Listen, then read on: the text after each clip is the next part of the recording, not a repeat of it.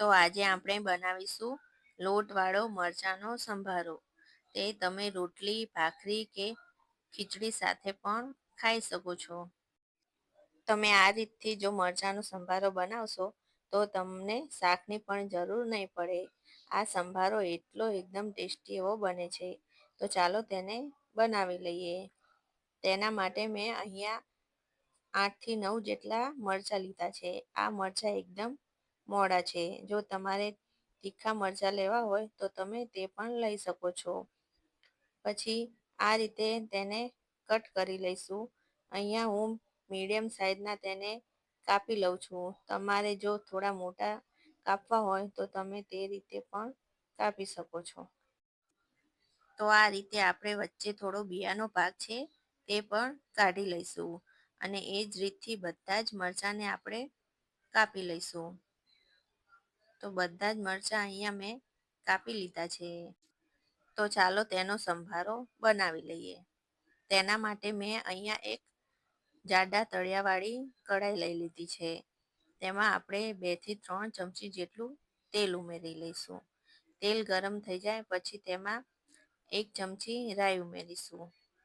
1 ચમચી મેથી ઉમેરીશું. સંભારામાં મેથી જરૂરથી ઉમેરી, તેમાં તેનો સ્વાદ એકદમ સરસ લાગશે. પછી તેમાં થોડીક હિંગ ઉમેરીશું અને બધા કટ કરેલા મરચાંને ઉમેરી લઈશું. પછી બધું મિક્સ કરીને તેને એકાદ મિનિટ જેટલું થવા દઈશું. થોડી વાર પછી 1 ચમચી હળદર ઉમેરીશું.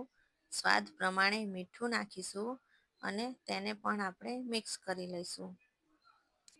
બધું જ મિક્સ થઈ જાય પછી તેને આપણે ઢાંકી દઈશું અને 2થી 3 મિનિટ જેટલું થવા દઈશું. મરચાં એકદમ સોફ્ટ થઈ જાય ત્યાં સુધી આપણે તેને થવા દેવાના છે. 2થી 3 મિનિટ પછી જોઈએ તો મરચાં પણ એકદમ સરસ રીતે ચડી ગયા છે. તો હવે આપણે તેમાં ચણાનો લોટ ઉમેરીશું. તો અહીંયા હું 2થી 3 ચમચી જેટલો ચણાનો લોટ લઉં છું. આ લોટને મેં શેક્યો નથી તો પણ આપણે એ રીતે બનાવશું જેથી ચણાનો લોટ કાચો નહીં રહે અને સંભારો એકદમ એવો ટેસ્ટી બનશે.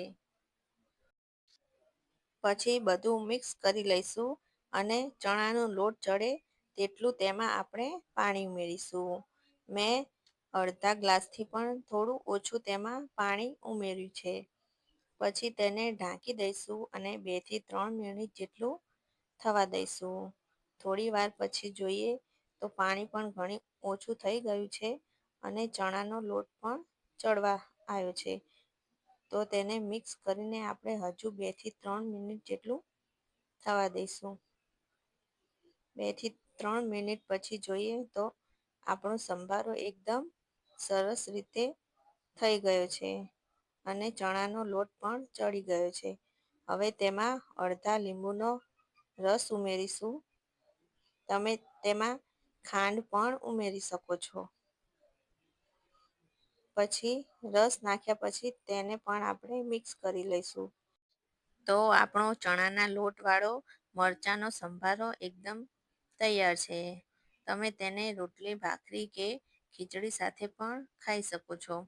આપણે તેને ઢાંકી દઈશું અને ગેસ બંધ કરીને 5 મિનિટ જેવું ઠંડુ થવા દઈશું જેથી સંભારો એકદમ છૂટો એવો તૈયાર થશે. 5 મિનિટ પછી હું તમને બતાવીશ.